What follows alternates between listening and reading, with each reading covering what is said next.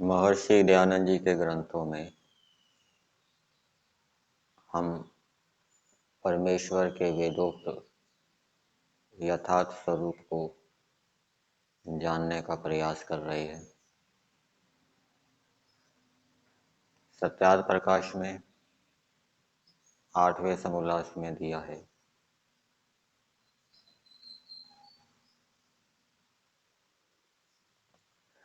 जो ब्रह्म और जीव दोनों चेतनता और पालन आदि गुणों से समान,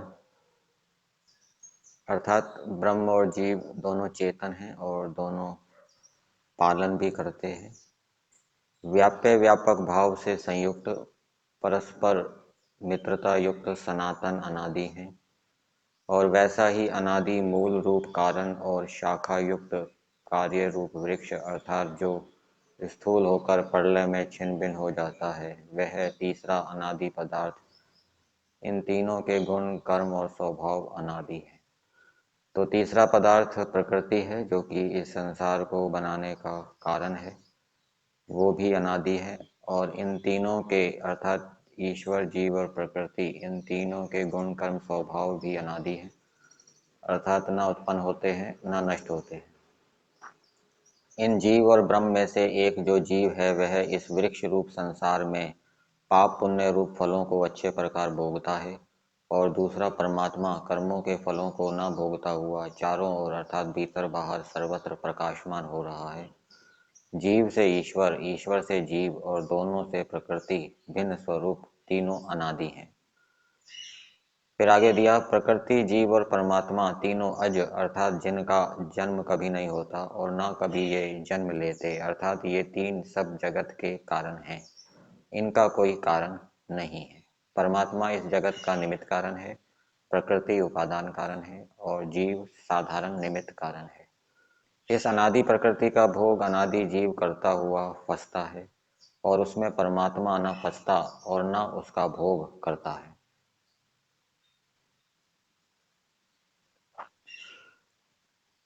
फिर आगे दिया है, हे जीव, तू उस ब्रह्म की उपासना कर जिस ब्रह्म से जगत की उत्पत्ति स्थिति और जीवन होता है, जिसके बनाने और धारण से यह सब जगत विद्यमान हुआ है, या ब्रह्म से सहचरित है, अर्थात ब्रह्म इस उत्पन्न हुए जगत के साथ निरंतर विद्यमान रहता है, उसको छोड़ के दूसरे की उपासना न करनी। इस चेतन मात्र अखंड एक रस ब्रह्म में नाना वस्तुओं का मेल नहीं है, किंतु ये सब पृथक पृथक स्वरूप में परमेश्वर के आधार में स्थित हैं। जैसे परमेश्वर के रचित बीज पृथ्वी में गिरने और जल पाने से वृक्षाकार हो जाते हैं और अग्नि आदि जड़ के संयोग से बिगड़ भी जाते हैं, परंतु इनका नियम पूर्वक बनना और बिगड़ना अर्थात बीजों का परमेश्वर और जीव के अधीन है। प्रश्न, नवीन वेदांती ने प्रश्न किया, परमेश्वर ही जगत का अभिन्न निमित्त उपादान कारण है, अर्थात परमेश्वर जगत का उपादान कारण भी है और निमित्त कारण भी है, उसी से जो जगत बना।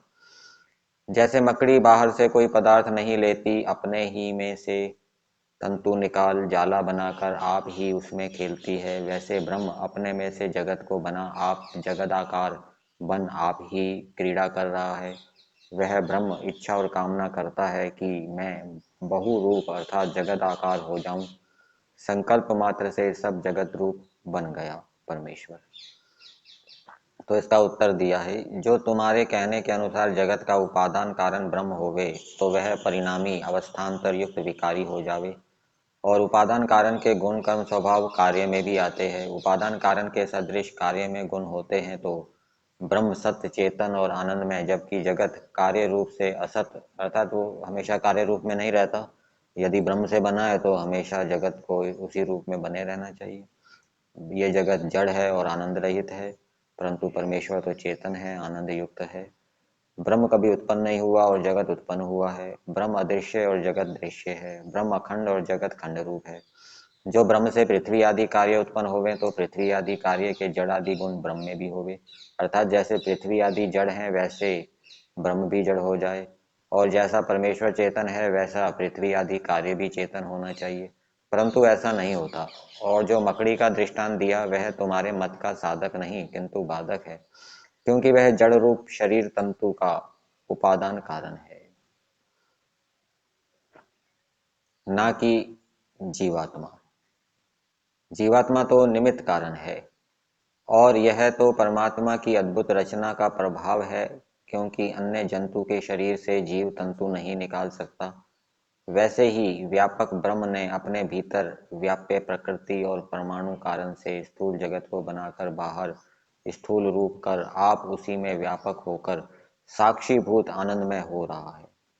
और जो परमात्मा ने ईक्षण अर्थात दर्शन विचार और कामना की कि मैं सब जगत को बनाकर प्रसिद्ध अर्थात सब जगत उत्पन्न होता है, तभी जीवों के विचार ज्ञान ध्यान उपदेश श्रवण में परमेश्वर प्रसिद्ध होता है और बहुत स्थूल पदार्थों से सह वर्तमान होता है। बहुत स्थूल पदार्थों के साथ परमेश्वर वर्तमान रहता है। जब प्रलय होता है तब परमेश्वर और मुक्त जीवों को छोड़कर परमेश्वर को कोई नहीं जानता। ईश्वर सर्वशक्तिमान है, इसका तात्पर्य यह नहीं कि वह असंभव कार्य भी कर सके। असंभव कार्य जैसे बिना कारण के संसार को बनाना, स्वयं मृत्यु को प्राप्त हो जाना, स्वयं जड़ दुखी अन्यायकारी अपवित्र और कुकर्मी आदि हो जाना।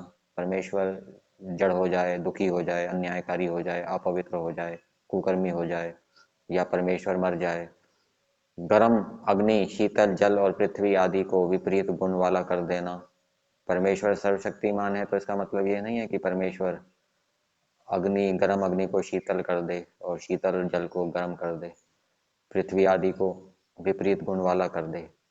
आप जड़ हो जाना और जड़ को चेतन कर देना। सर्वशक्तिमान का मतलब ये नहीं है कि परमेश्वर जड़ हो जाए और जो जड़ है उसको चेतन कर दे। ईश्वर या सृष्टि के नियम सत्य और पूरे हैं, इसलिए ईश्वर इनमें परिवर्तन नहीं कर सकता। अर्थात अग्नि गर्म है तो तीनों कालों में गर्म ही रहेगी, पृथ्वी जड़ है तो तीनों कालों में जड़ रहेगी, चेतन नहीं होगी। सर्वशक्तिमान का अर्थ इतना ही है कि परमात्मा बिना किसी सहाय के अपने सब कार्य पूर्ण कर सकता है। ईश्वर निराकार है। जो साकार अर्थात शरीर युक्त है वह ईश्वर ही नहीं। यदि शरीर युक्त को ईश्वर मानेंगे तो ईश्वर सीमित शक्ति वाला, सीमित देश काल और वस्तुओं से संबंध रखने वाला, भूख प्यास छेदन वेदन गर्मी सर्दी बुखार पीड़ा आदि सहित हो जाएगा। ये गुण जीव में घटते हैं, ईश्वर में नहीं। जैसे हम साकार अर्थात शरीरधारी हैं, इससे त्रसरेणु अणु परमाणु और प्रकृति को अपने वश में नहीं ला सकते और न उन सूक्ष्म पदार्थों को पकड़कर स्थूल बना सकते हैं।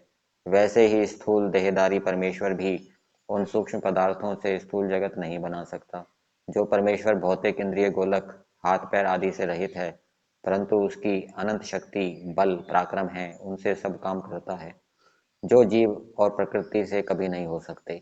जब वह प्रकृति से भी सूक्ष्म और उनमें व्यापक है, तभी उनको पकड़ के जगत आकार कर देता है और सर्वगत होने से सबका धारण और प्रलय भी कर सकता है।